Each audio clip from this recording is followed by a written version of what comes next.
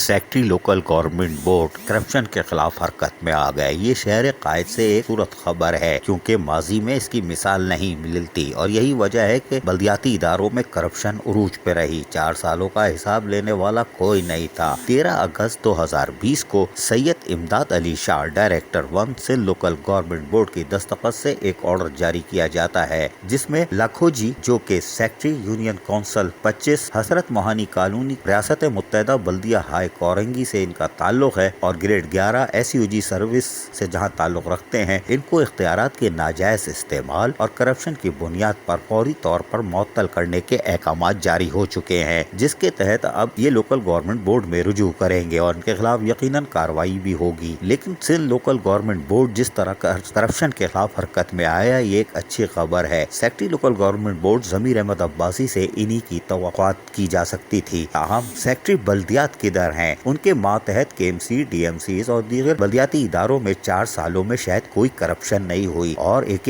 پیسہ جو ہے وہ لوگوں کے بلدیاتی سہولتوں کی فراہمی پر خرچ کیا گیا۔ یہ ایک شہر قائد سے بہت بڑی خبر ہے۔ اس پر سیکٹری بلدیات کو گینس بک آف ریکارڈ میں بھی شاید شامل کر لیا جائے، اس لیے کہ 4 سالوں میں کسی قسم کی کوئی کرپشن نہیں ہوئی۔ یہ حیران کن ہے، چاہے وہ بلدیہ عظمیٰ کراچی ہو یا پھر DMCs کی سطح پر۔ تاہم یہ بات حیران کن ہے کہ سیکٹری لوکل گورنمنٹ بورڈ اپنے احکامات پر عمل درآمد کرنا جانتے ہیں اور یقیناً وہ کروا کے رہیں گے، لیکن مزید SUG سروس کے افسران اور یونین کونسل کے سیکٹریز ہی کیوں گرفت میں آئے؟ سیکٹری بلدیات کدھر ہیں؟ کیا وہ کرپشن کے خاتمے کے درد نہیں، یا نو کرپشن یا یس کرپشن ایپس جو سو رہی ہے؟ تو اس کا جواب بھی طلب ہے۔ عزیز عارف، KBS بلدیاتی نیوز کراچی۔